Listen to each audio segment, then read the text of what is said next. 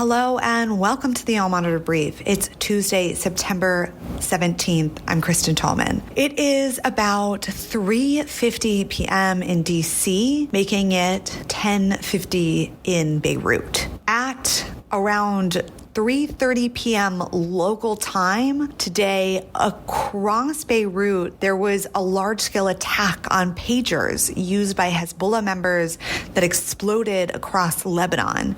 The government has said thousands are injured and at least 9 people have died. I talked to Ali Hashem, who is a columnist in the region, contributor to Al Jazeera, contributor at All Monitor, who often travels between Iran and Lebanon, reporting on some of the biggest stories unfolding. I talked to him around 3 p.m. DC time, and we're just sort of seeing the first rippling effects from what we know about the explosions. What we know right now is Hezbollah said in an earlier statement on Tuesday that pagers in the possession of its members exploded. And the group said that a, quote, wide-ranging security and scientific investigation is underway, according to its news outlet Al Manar. Reuters reported an anonymous Hezbollah official told the British outlet that the incident constituted the, quote, biggest security breach since the group's conflict with Israel following October 7th.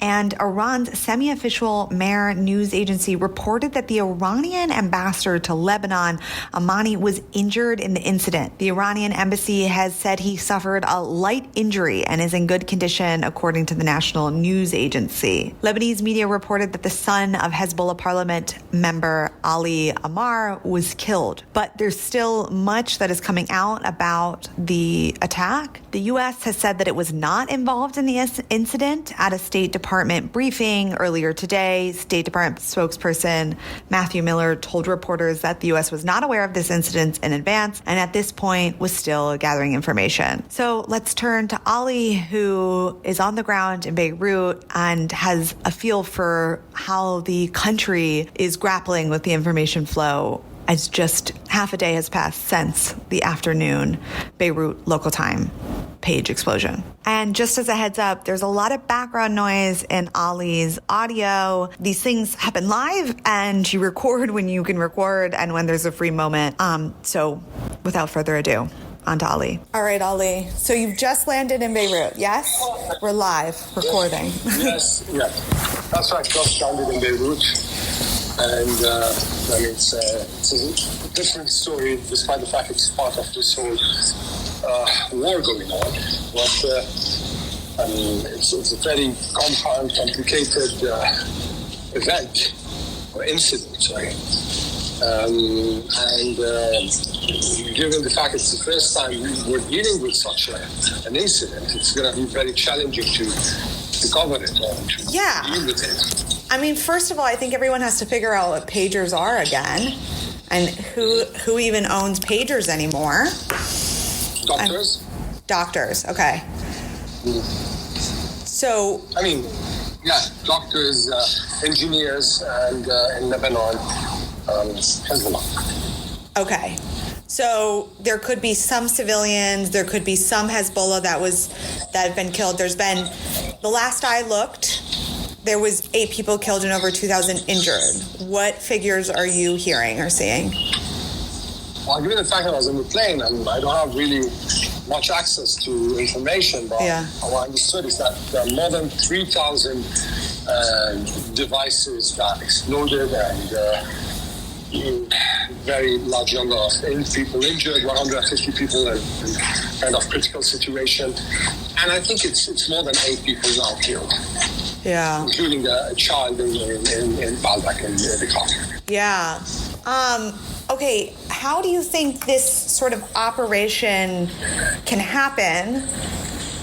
How it seems such a large scale. I mean, even the Iranian, some Iranian news sites are reporting that the Iranian ambassador and then to Lebanon, and presumably the ambassador was injured, and then a Twitter account that appears to be his tweeted that his wife is doing fine, but was impacted. I mean, it just seems like the scale of this is massive.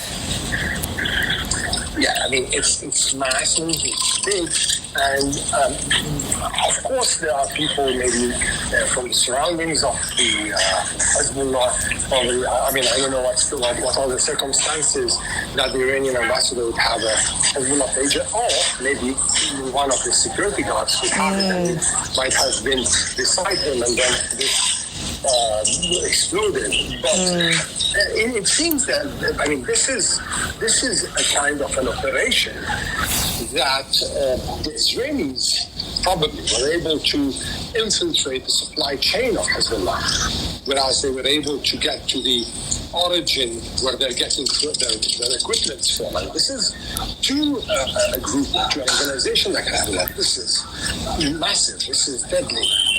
That Israel is capable of getting into the supply chain and detonate their equipments, especially equipments they're using to keep away from the Israeli eyes.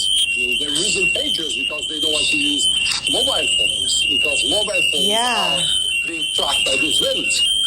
So now we can understand how the Israelis were able to track many of Hezbollah fighters, commanders. I mean, I'm not saying every and each and every, but many of them. This could be whoever is capable of mounting a pager with an explosive device can plant into such a device kind of a tracker. This is possible. Everything is possible, and I'm quite sure that we are not going to know what really happened, except maybe a few months later when someone comes out with a real detailed investigative report set by the Mossad.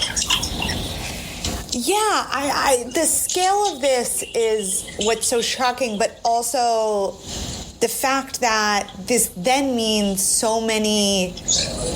Does this mean that so many Hezbollah fighters or affiliates are compromised? Do you think they willingly were compromised? Is there, technology that you can hack into pagers, right? It seems like that was the solution to not have phones, but then these pagers are compromised too. I like the technological scale of this is fascinating, and then it is answering questions about how Haniyeh can be killed in Tehran and how the embassy in Damascus can be hit, right? If you have such distinct locational targeting. I mean, what do you think about this? What does this show about both the capabilities of the Israelis, but also how Hezbollah